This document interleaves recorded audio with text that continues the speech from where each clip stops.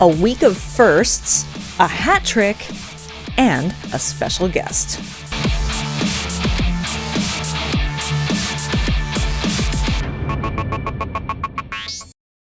It's week 2 of the AHL season, and it is week 2 of the Rocket Hockey Report, where we are giving you all of the information you need about the Laval Rocket, the AHL affiliate of the Montreal Canadiens.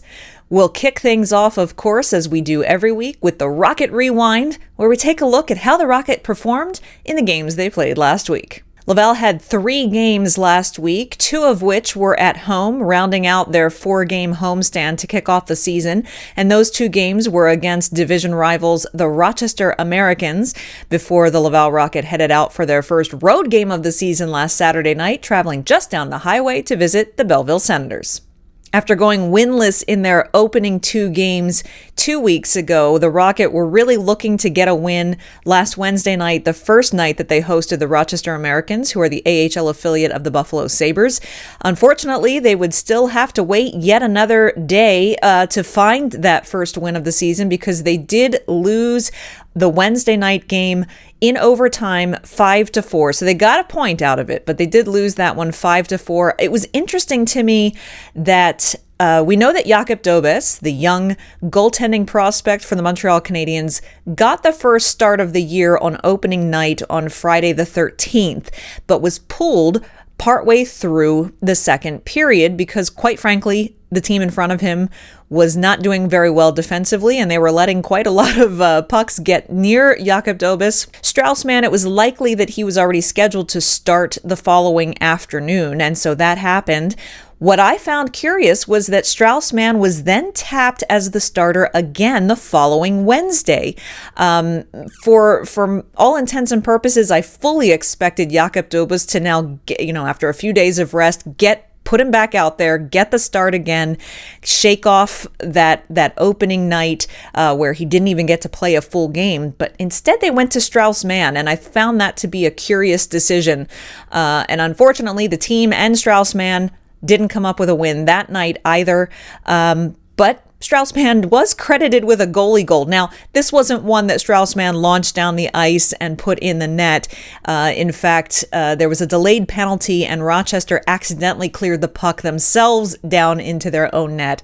And since that had happened right after a scramble in front of the crease, Straussman was credited with his first AHL goal. So sort of a goalie goal, but not really. Friday night, Rochester was back at Place Bell for round 2 of their series for the week.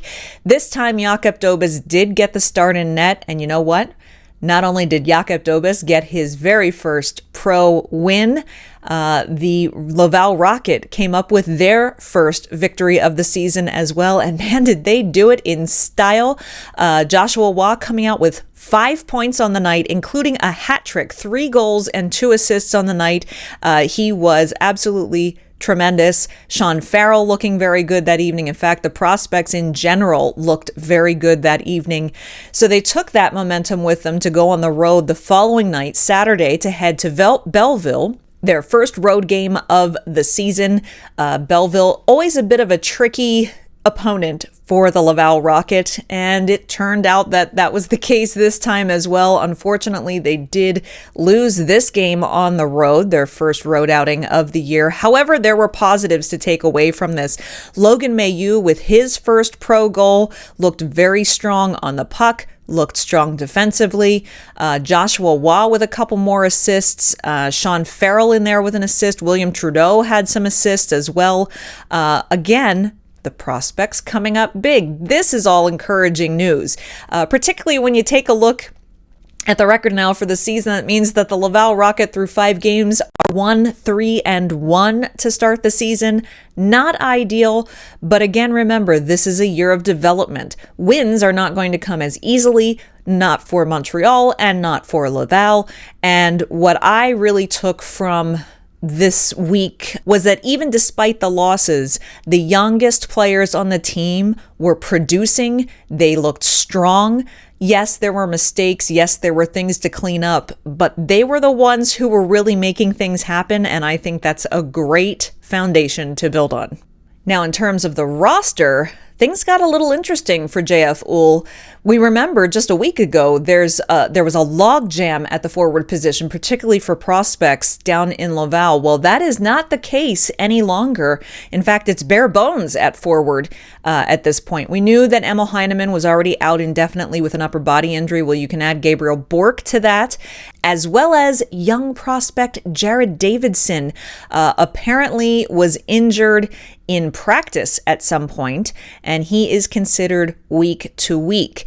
At the same time, the Montreal Canadiens recalled Yoel Armia to Montreal, and the decision was made to not keep Philip Méchard in the AHL this year, unfortunately, and he has been loaned back to the Kitchener Rangers in the OHL. So suddenly, the forward core has been completely depleted. And depending on how things go this week, will we see the first recall from Trois-Rivières in the ECHL just to help round out the forward core a bit for JF Uhl? We'll have to wait and see on that. So in terms of how the line combinations looked for the week, I'm not going to take you through every single game's line combinations, but I will show you how the line combinations ended the week, because Friday and Saturday's line combos were fairly similar, particularly now that there isn't as much room for swapping guys in and out at the forward position. So if you take a look here on the screen, you'll see that on Saturday, this is how they lined up. There was Philippe Maillet on the first line with Mitchell Stevens and Lias Andersson. As well on the second line, Joshua Waugh with Lucas Candata and Sean Farrell. Now, Waugh and Farrell seem to have found some chemistry. They were actually on the third line on Friday night, which was a little concerning because actually on Friday night's game against Rochester, there was not a Habs prospect in the top six on the forwards, which was a little bit concerning. So I was happy to see the Waugh-Farrell line move up to the second line, and we'll see if their chemistry continues. Then on the third line, you had Xavier Simoneau on the left wing, centered by Brandon Gignac, with Nathan Legare on the right side. And your fourth line was made up of Jan Mysak, who was shifted from center over to left wing, centered by Riley Kidney, who manages to get back in the lineup due to all of the other absences, and Riley McKay on the right side. At defense, things are starting to really get more consistent there. You had Jaden Struble as well as William Trudeau on the top pairing, as well as Gustav Lindrum and Logan Mailloux on the second pairing. And then, of course, you have Matthias Norlinder and Brady Keeper rounding out that third pairing. And then, as we mentioned, it was Strauss-Mann, who started on Saturday night, since Jakob Dobis had started on Friday night and had gotten the win. Strauss-Mann back in net the next night, unfortunately not coming up with a victory that night. So that's how the line combinations looked last week. Now they have a week off until they play again, so we'll see what kind of tweaking is done as far as where in the lineup the forwards get placed. Sometimes we see on the back end Logan Mailloux up with Jaden Struble on the top pairing, which I think is a pretty strong pairing. I like the way the two of them play together. So we'll see how all of that shakes out, but starting to find a little bit of consistency from game to game as far as the lines go. As I said, the Laval Rocket is 1-3-1 now to start the season. As far as the standings, and of course, it's way too early to really be concerned about the standings, but always want to keep you updated with it.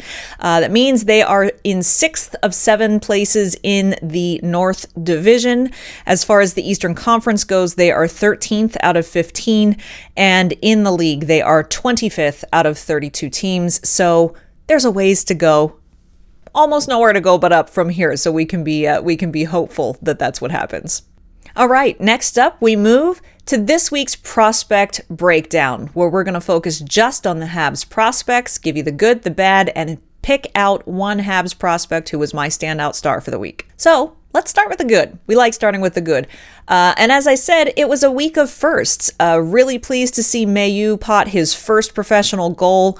Even though they came out on the losing end that night, it was encouraging to see Mayu strong on the puck. He's got some work to do, of course. He's very young, but really seeing some encouraging things from Logan Mayu. So that was fantastic. Jaden Struble with 2 assists this week. I mean, these are defensemen who are contributing to the points on the board. Jakub Dobeš with his first win in the AHL. Always pleased to see any of the young prospects get their firsts, and a goaltender getting his first win is exciting. And the Laval Rocket leads the AHL currently in goals for. They have 23 goals for in their 5 games played, which is that's a pretty nice thing to be at the top of the charts for that. But with the good also comes the bad. Yes, Laval is leading the league in goals for. They're also leading the league in goals against at 25 goals against over 5 games. So that's easy math. They're averaging 5 goals against per game and averaging less than 5 goals for per game. So again, easy math. That is not a winning combination. And sustaining 5 goals against per game is not going to be the formula that's going to work for them moving forward. So something needs to be done there. They were leading the league as well in another category, which was penalty minutes. They've just gotten edged out over the weekend by the Lehigh Valley Phantoms in that regard. So the Phantoms are currently leading the league in penalty minutes at 86, but Laval is right behind them, just 2 minor penalties behind them, sitting at 82 penalty minutes. So they are not playing 5-on-5 hockey a lot. They're consistently shorthanded, and they are allowing a lot of goals against. So there are definitely some things to work on in those regards. My standout star for the week, however, had to go with Joshua Waugh in terms of the Habs prospects. He had 3 goals and 4 assists in those 3 games played, including that hat trick. Had a very tremendous week. He also is the AHL points leader. He is leading the league in points with 11 overall on the season so far, as well as leading the AHL in goals. It's actually a 4-way tie with he, Lias Anderson, and 2 other players all tied for first place in goals for the league with 5 goals apiece. So Joshua Waugh has certainly had a tremendous start to the season. I heard plenty of people already starting to talk about, recall him. Not yet. Let's practice patience. Let's let him sit and, as they say, cook for a little bit in the AHL. Let him go out and dominate week after week after week and really not only gain the confidence, but work on the things that he does need to work on. It's not all sunshine and butterflies. There are things that he needs to work on as well, but undeniably my standout star for the week. Well, I mentioned that we have a special guest today, and look who has arrived.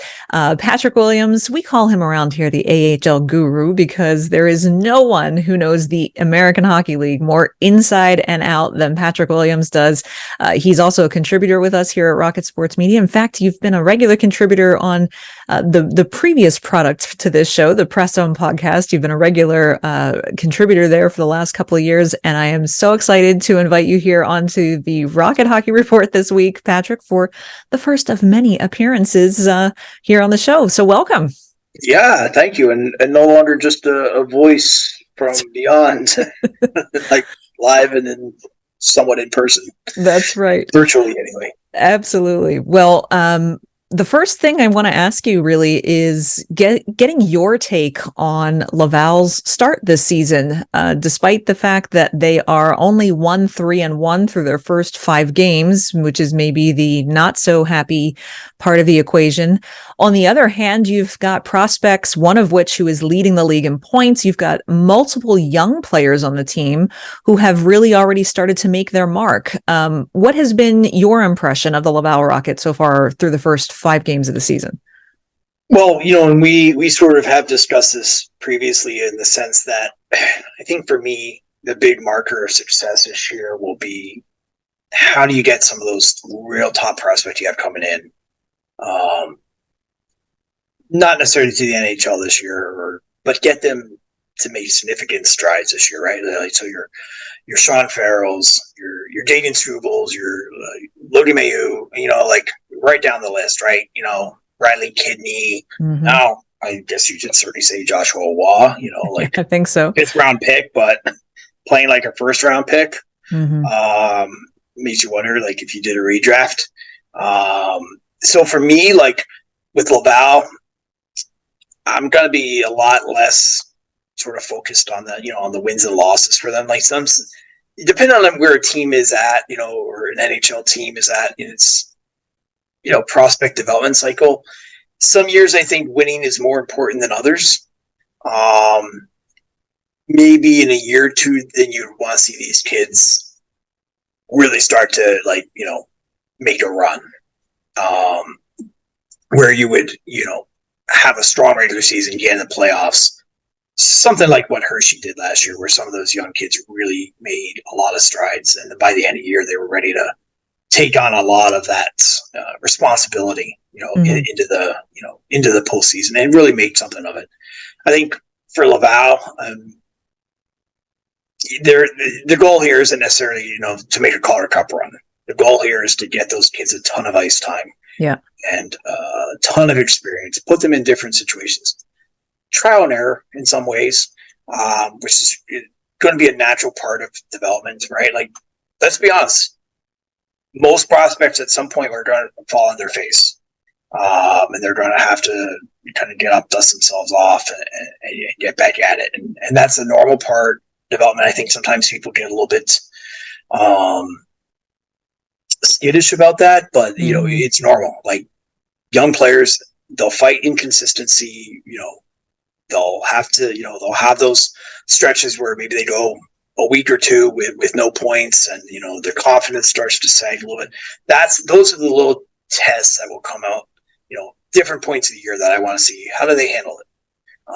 So I think so far, like, I'm trying to really resist the urge to, like, make too much of, like, okay, they're, here's where they are in the standings, or 1-3-1, and and more give them the leeway of, okay, this is a young team with some real key critical prospects. Like, these are prospects, like we were talking before the show, they have a real shot to become something, right, in Montreal. Absolutely. Not just fringe players, but I think actual real contributors. So that's kind of my barometer for Laval this season, especially in the first half, where, as we well know, the first half of the AHL season for a young team can be kind of a mess. And again, it's like we said, it's supposed to be like, it's like anything, right? It's like if you were training a dog, like, you're going to have your good days and your bad days, and some days your dog seems to get it, and then the next day he needs to step back, and then the following day, it starts to click. And that's right. I've had that analogy used by some coaches over the years, and it always really stuck with me. It's just like, it's not a nice clean straight line. It's a lot of squiggles and ups and downs. But you're dealing with young players, and, like, that's the thing to remember. These are 19, 20, 21, 22-year-olds just finding their way. Not only on the ice, but really off the ice, learning how to find a routine that works. Learning, off the ice, just in terms of, like, managing, their apartment and their bills and everything that comes out. There's a lot coming at. Think back to when we were that age. There's a lot coming at you. You're trying to find your way, and now you're also trying to perform in a high pressure environment. So, like, I know Laval and Montreal can obviously, they take high pressure to kind of a whole new level, but it really is just a thing. You have to just slow down a little bit, let these kids start to find their way, and I think they'll be okay. I think so too. For those of you, I should mention, who might not be familiar with Patrick, shame on you if you're not, but if you're not familiar with Patrick, he is the AHL reporter for NHL.com, as well as the features writer for the American Hockey League's website, the AHL.com, in addition to his contributions that he makes here at Rocket Sports as well. So be sure you check both the NHL and the AHL's websites. You'll find plenty of Patrick's written work there. The other thing I want to ask you today, Patrick, is like you say, it's very early in the AHL season. The AHL is a much more volatile league in terms of really being able to kind of see trends early. It takes a good portion of the year before you really start to see what teams are made of and who's going to do what. So kind of that as an aside, what has stood out to you league wide over the first 2 weekends of the AHL season so far? Well, start off with the Hershey Bears, defending Calder Cup champs. No sign of slowing down. They had an excellent offseason. I think it's a rare, you know this well. It's rare when you see a team win a championship and then come back, possibly even stronger the following year. Mm-hmm. A lot of times you see, a team get, they get, the roster gets picked over. Like for example, the Chicago Wolves and. After they won it in 2022, they got picked over quite a bit. Hershey really reloaded with the help of the Washington Capitals, and they're off to a great 4-1-0 start. They won all 3 games this past weekend. Hartford is another one for me. And Hartford has had such a tough road of it, really, almost to the past decade. Last year was like the first real sort of breakthrough where they both developed some players. Will Cawley, Zach Jones, for example, Dylan Durand, but also they won. They got to the second round. They knocked off Providence, especially that. So that was a big victory for them. Just to get some success. They kind of rejuvenated that market too, in terms of fan support. So they're off to a 4-0 start. Just absolutely look great. They've really, plus 12 already in their goal differential, so everything is clicking well for them. So for a team in a market that's really gone through some struggles, for the better part of a decade, that's really good to see them have that early success. And I think out west is Henderson. So new head coach Ryan Craig comes in. He was with Vegas the past 6 seasons there as an assistant, getting his first shot as a head coach. He was a captain with 9 teams in the AHL during his own playing career.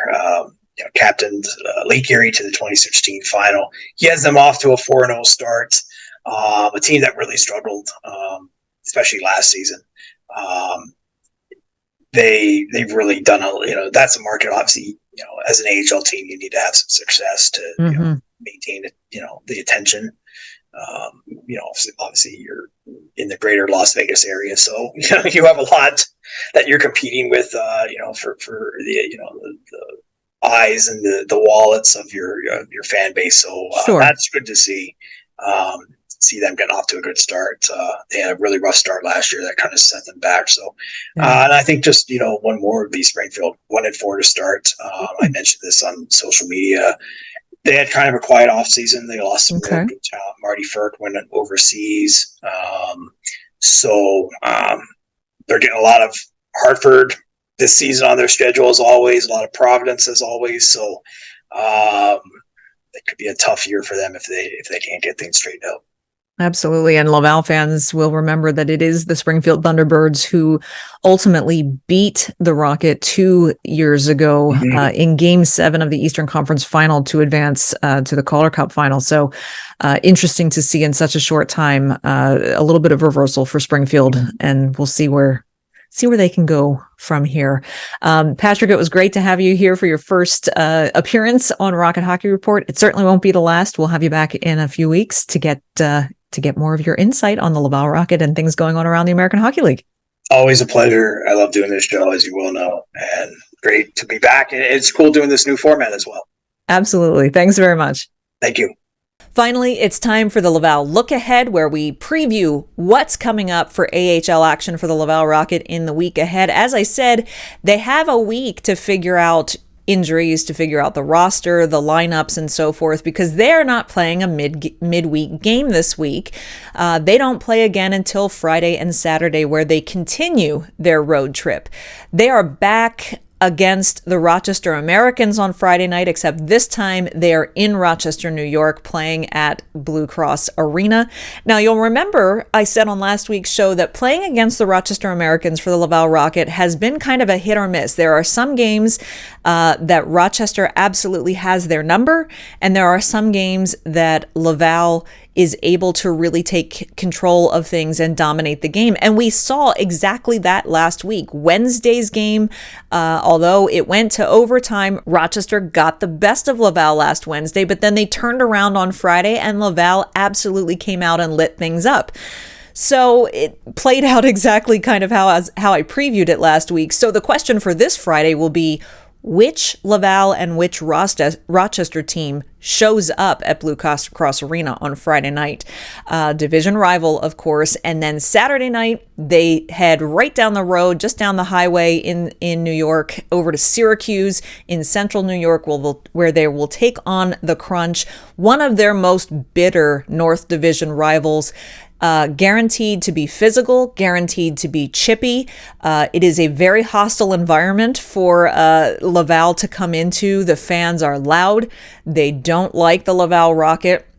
So it's always exciting hockey to watch when the Crunch and the Rocket play each other. The Crunch have a brand new head coach this year, Joël Bouchard, back in the AHL after a year out of coaching in the league. He is the new head coach of the Syracuse Crunch, so this will be the first time that he is taking on his former team, the Laval Rocket. So plenty to keep an eye on and plenty to get hyped for Saturday night's action. Both of those games next weekend begin at 7 p.m. Eastern Time.